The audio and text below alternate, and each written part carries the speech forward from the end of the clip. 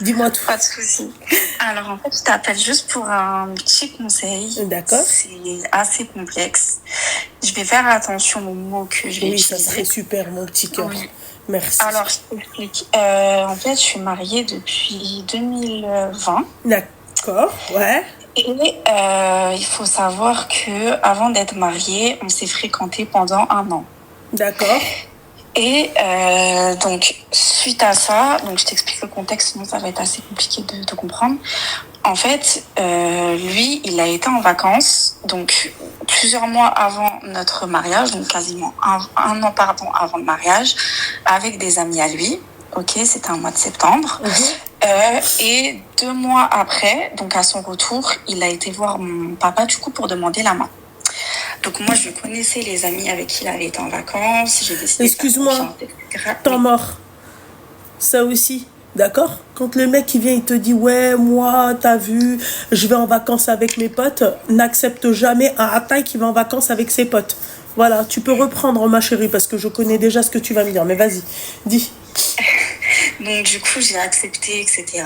Et donc à son retour, tout ce qu'il faut pas faire. Hein.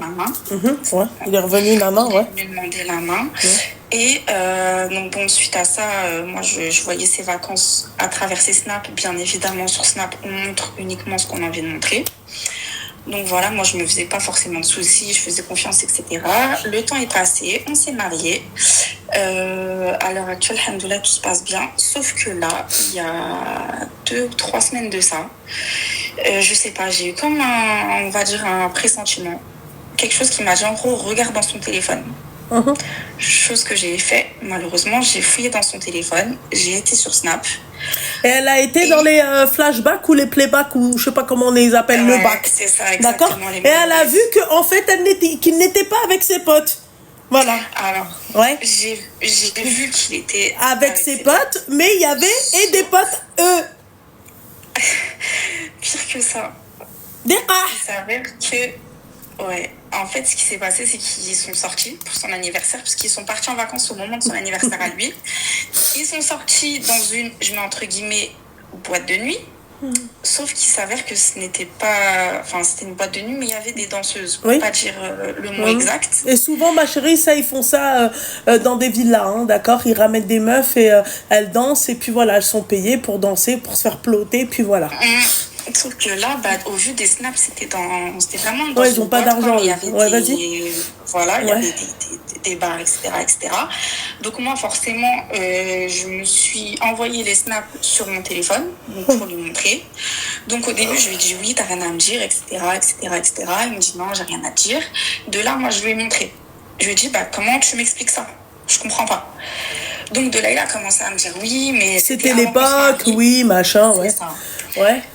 Donc du coup, moi, ce que j'ai fait sur le coup des nerfs, c'est que j'ai malheureusement chose à peut-être pas faire. J'ai appelé ma mère. Je lui ai dit ce que j'avais vu, donc elle m'a conseillé de me calmer, etc., d'en parler directement avec lui. Sauf que j'ai été trop énervée sur le moment pour en parler, donc j'ai laissé la nuit passer et le lendemain, je suis revenue à la charge et il m'a redit la même chose. On n'était pas mariés, j'ai rien fait, certes c'est quelque chose que j'aurais pas dû faire, etc., etc. Et moi, je lui ai posé une question, sachant que je connaissais d'avance la réponse. Je lui ai dit, ce genre de filles, je sais qu'elles viennent au niveau des tables, tu les payes, elles dansent. Donc, est-ce que vous l'avez fait, oui ou non? Il a été franc, il m'a dit que oui, mais qu'apparemment, il n'y a rien de plus. Et je te cache pas, depuis ce jour-là, on est resté pendant quasiment 2 bonnes semaines en froid.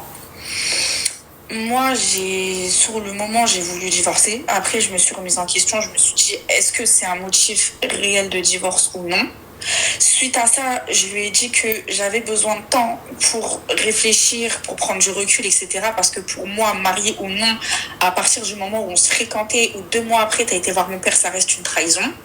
Donc je lui ai dit que ça allait me prendre du temps. Et en fait, à l'heure actuelle, il se comporte normalement avec moi.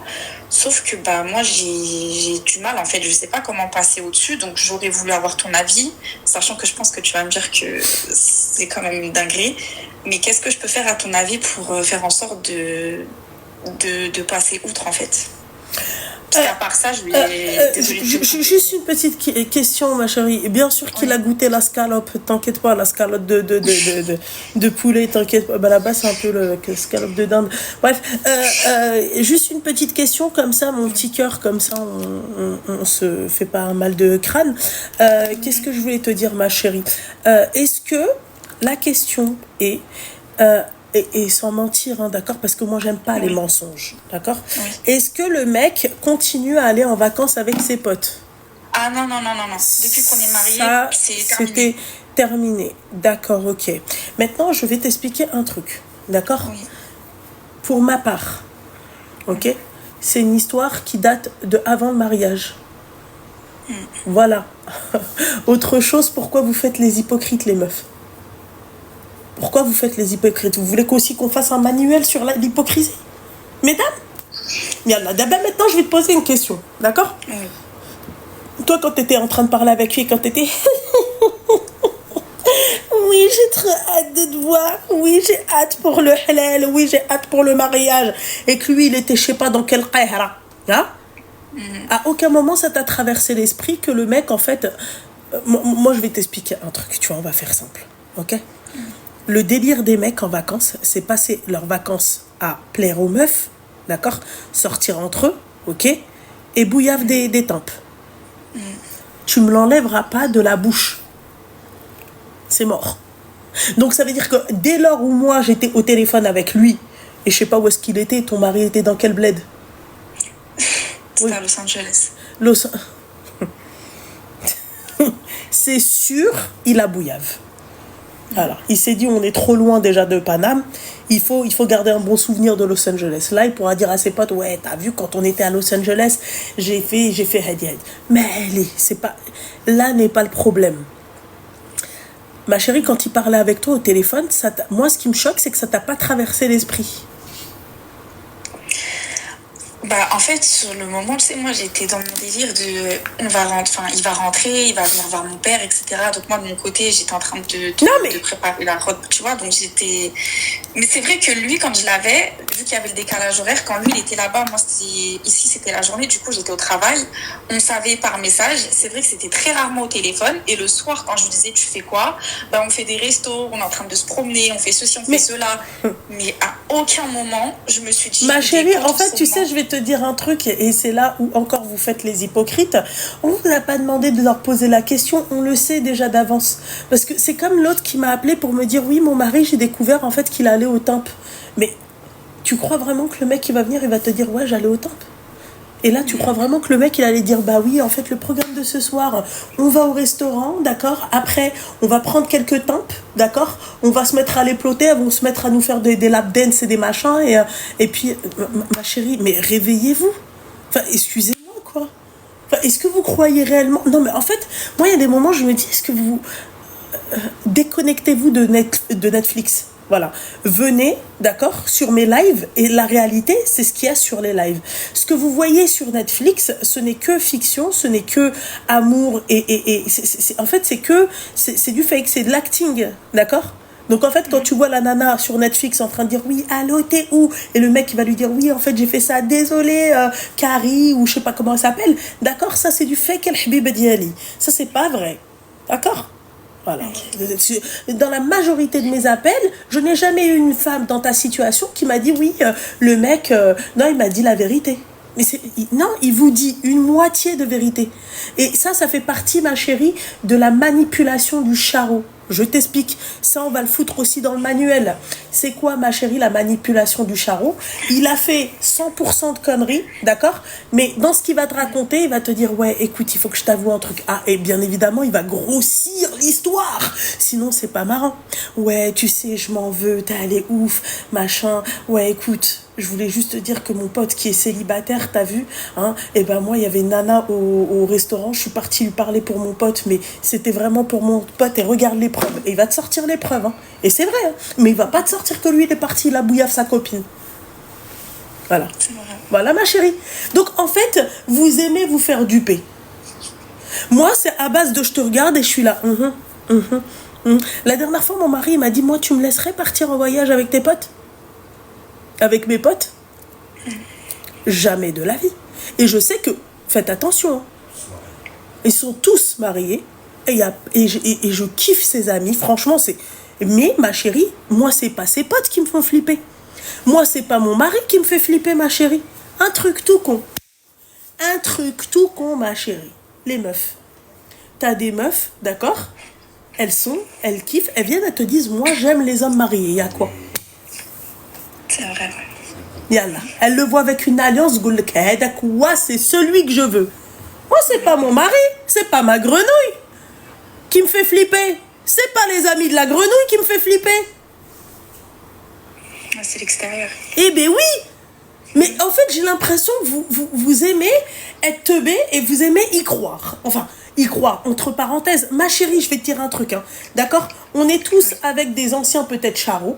Nous-mêmes, la majorité des femmes aujourd'hui qui sont mariées, qui se sont posées, qui se sont calmées, elles ont tous au moins fait une boîte de nuit. Elles ont tous au moins, si elle n'a pas fait de boîte de nuit, elle a déroulé du câble. Si elle n'a pas déroulé du câble, voilà quoi. Elle a fait ce qu'il y a à faire. Et puis voilà, et c'est pareil pour eux. Ils ont tous au moins péché une seule fois dans leur vie. Quel que soit le péché, personne n'est blanc. Voilà. C'est tout. Donc en fait là, toi quand tu viens, tu tapes toute une esclandre, t'as choqué. Pourquoi tu l'as pas fait quand il est rentré quand il est venu te retab cette enquête? Et autre chose, ma chérie, oui. Ça tu pouvais le faire hein, à l'époque. Mais tu sais, je vais t'expliquer un truc. Il y a aussi vous les hypocrites.